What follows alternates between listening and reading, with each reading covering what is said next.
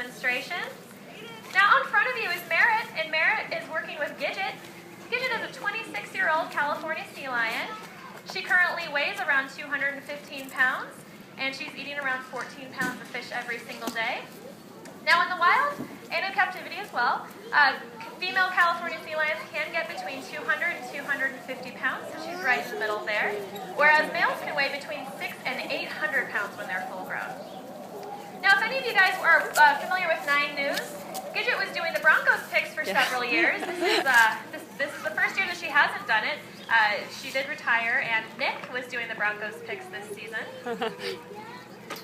Now, California sea lions can be found, you guessed it, along the coast of California and into the Baja Peninsula. But sea lions, there are several different species, and they can be found all around the world. There's a different species up in Alaska called the Steller sea lions. And you can also find them in Australia and New Zealand, and there's another species in South America. So they can be found all around the world.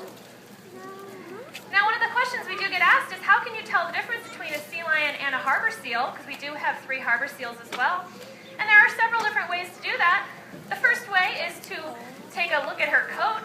California sea lions do have a uniform light brown to dark brown coat, whereas our harbor seals will have a spotted or striped coat.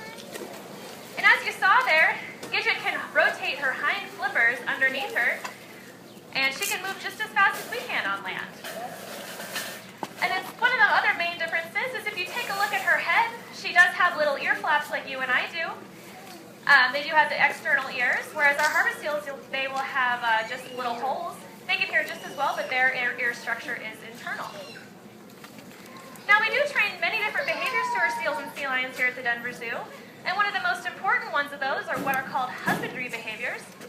And all this word means is that we train them behaviors that help us to take the very best care of them. So Merritt can ask Gidget to raise either one of her front flippers so that we can check for any cuts or scrapes. Our seals and sea lions are very social with each other, so it's good for us to be able to check to see if they get any scrapes. Merritt can also ask Gidget to lie down. This is a very important behavior because it allows us to do full body inspections. And we're also working with our veterinary staff to do things like giving injections, drawing blood, and even taking temperature.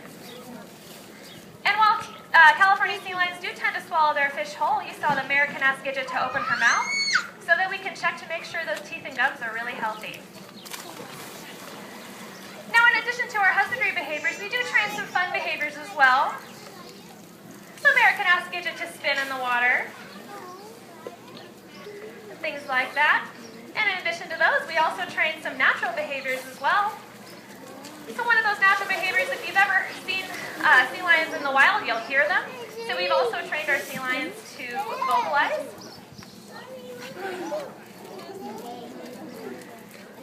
All right, now Gidget is eating about 14 pounds of fish every single day. And between our 5 California sea lions and our 3 harbor seals, we are currently feeding about 130 pounds of fish every single day. So fish conservation is really important to us. And the cool thing is that you guys can help out with that too. Behind you on the audience side, there's Carly. She's waving to you guys. And she has some free seafood cards for you.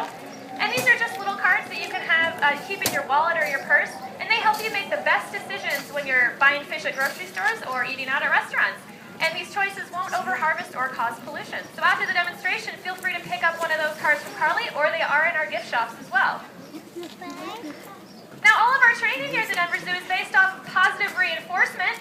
You may hear Merritt using the word good after Gidget does a behavior. Once Gidget hears the word good, which can also be substituted for a whistle, she knows that she did the correct behavior, and she'll get a fish reward for it. So everything is really positive here.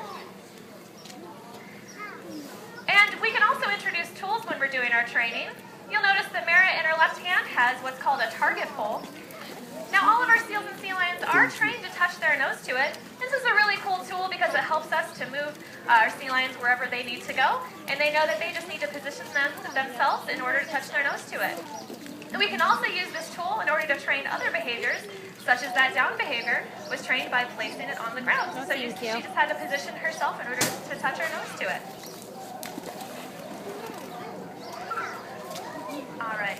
And before and after each demonstration, we do take our seals and sea lions off exhibit so they can all get individual training sessions throughout the day. So in a second, Merritt's going to go ahead and take Gidget back inside. Now, my name is Holly, and I'm behind you on the audience side waving to you. If you guys have any questions about our harbor seals or our California sea lions, I would be more than happy to answer those for you. And I do invite you to, on the west end of the exhibit, walk around the glass. We do have harbor seals on exhibit. You guys can go ahead and go out there and check those out. And we will have sea lions back on exhibit in about half an hour to an hour or so.